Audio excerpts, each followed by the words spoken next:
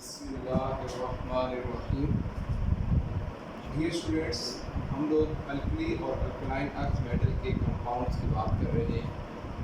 हमने उसमें ऑक्साइड्स को डिस्कस किया, हाइड्रोक्साइड्स को डिस्कस किया, और आज बच्चों हम लोग जो डिस्कस करेंगे वो है carbonates. Carbonates of alkali and alkaline earth metals.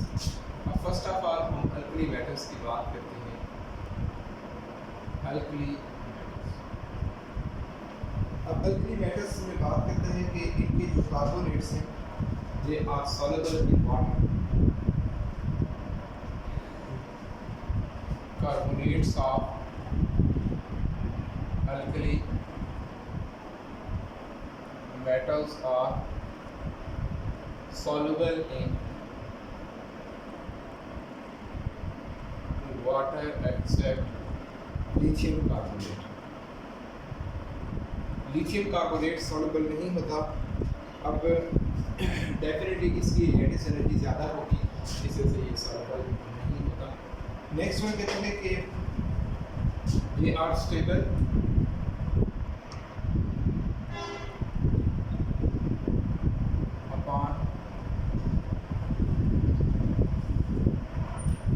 Heating except lithium carbonate. अब लिथियम कार्बोनेट को जब हम हीट करते हैं ना, तो lithium carbonate will be converted into lithium oxide, और वो कार्बोनेट की कंपैरेटिवली मोर स्टेबल जो है ना वो लिथियम का कंपाउंड है। इस वजह से ये कार्बोनेट के बजाय उसमें चला जाएगा, ऑक्साइड भी चला जाएगा। तो उसके बाद नेक्स्ट बच्चों जो ये बात करते हैं वो ये कहते हैं कि आपके पास जो सोडियम कार्बोनेट है, that is very important. Sodium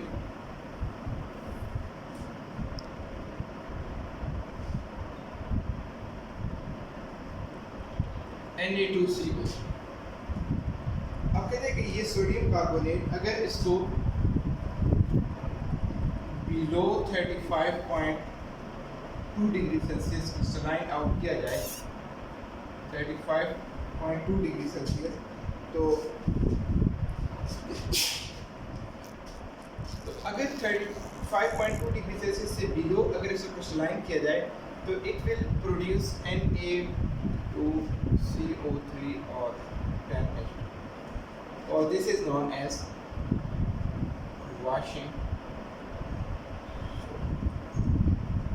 तो वाशिंग सोडा जो आपके पास ये वाशिंग पाउडर है, इनमें ये सोडियम कार्बोनेट और डेकाहाइड्रेट। अब कहते हैं अगर ऐसा हो कि टेम्परेचर आपके पास इससे अबव अगर टेम्परेचर कर दें अबव 35.2 डिग्री सेल्सियस, तो फिर बच्चों प्रॉब्लम क्या होगा कि आपके पास इसमें जो वाटर ऑफ क्रिस्टलाइजेशन है वो कम हो जाएंगे, और it contain only one water of crystallisation. और कहते हैं कि ये जो आपके पास वाशिंग सोडा है ना, जिसको आप कह रहे हैं Na2CO3 10H2O, अब इसको कहते हैं अगर आप कुछ टाइम के लिए बाहर ओपन एयर में रख दें तो इससे वाटर ऑफ क्रिस्टलाइजेशन जो है ना वो क्या हो जाएगा, रिमूव हो जाएगा in air.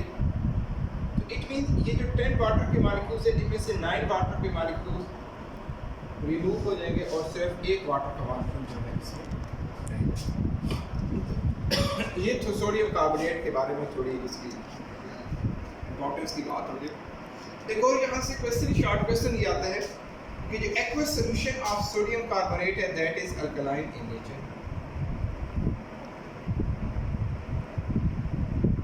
Aqueous solution of Na2CO3 is alkaline in nature. अब क्यों अल्कलाइन इन नेचर होता है? अब अगर आप Na2CO3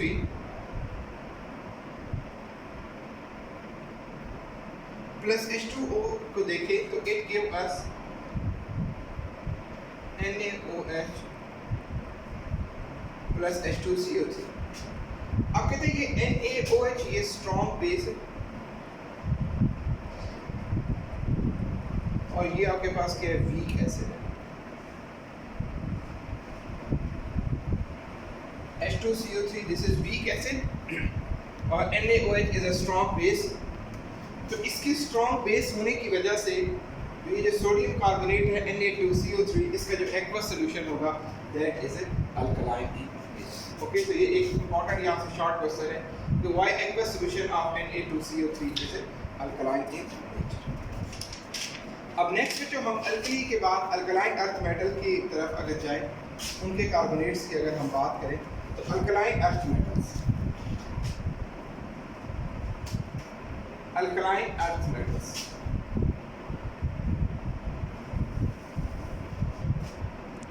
अल्कलाइन अर्थ। अब आप में से हर एक बच्चे को अल्कली और अल्कलाइन अर्थ मेटल्स कौन कौन सी हैं ये आपने अच्छे तरीके से याद करना है, ठीक है, क्योंकि आपने बार बार इनके कंपाउंड्स की बात करनी है तो वो आपको ताकि ये बात पता चल जाए कि ये है अल्कली मेटल और ये है अल्कलाइन अर्थ मेटल। अब बच्चे जो अल्कलाइन अर्थ मेटल्स हैं वो स्लाइटली सॉल्युबल इन वाटर होते हैं,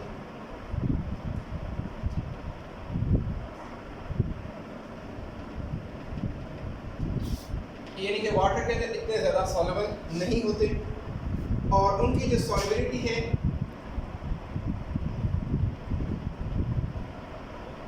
decreases down the group.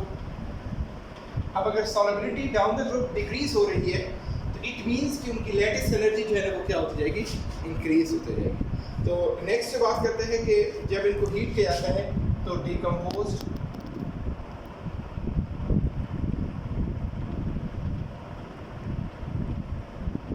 Upon heating. अब जैसा कि आपके पास कैल्शियम कार्बोनेट है CaCO3, एक CaO और प्लस CO2, MgCO3 और बेरियम कार्बोनेट है BaCO3, barium carbonate.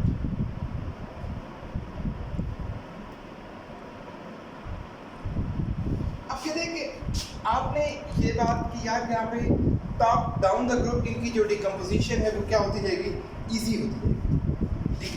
The easy of the decomposition decreases down the group.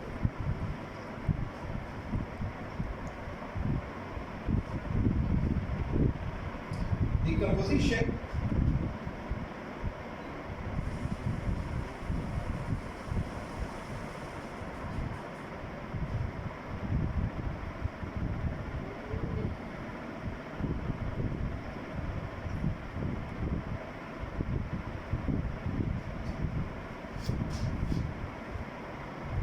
decomposition decreases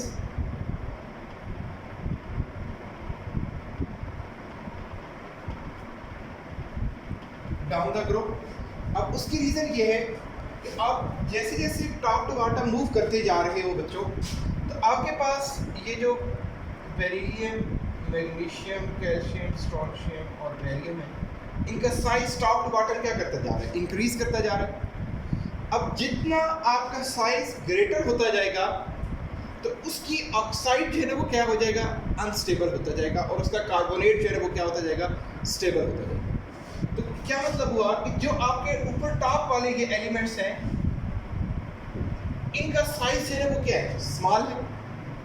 तो इनके स्मॉल साइज होने की वजह से इनके जो ऑक्साइड्स होंगे वो मोर स्टेबल होंगे as compare to their carbonates, यानी कि जितना साइज कम होगा उतने उनके ऑक्साइड जो है ना वो ज़्यादा स्टेबल होंगे एज कंपेयर टू कार्बोनेट्स।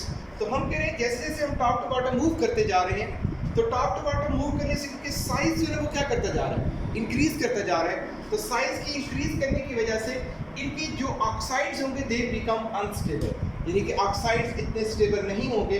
इस वजह से जब आपके पास प्रोडक्ट स्टेबल ना हो तो रिएक्शन उस डायरेक्शन में इतना इजीली मूव नहीं करता। इस वजह से हमने कहा कि decomposition decreases down the group, कि जब हम अल्कलाइन अर्थ मेटल के कार्बोनेट्स को जब टॉप टू बॉटम मूव करते हैं तो then their decomposition to form oxide that will be decreases down the. तो ये आज का हमारा स्टूडेंट्स टॉपिक था कार्बोनेट्स। नेक्स्ट इंशाल्लाह हम कल जो है वो सल्फेट्स और नाइट्रेट्स है ना उनको इंशाल्लाह कल जो है। ओके स्टूडेंट्स, अल्लाह हाफिज़।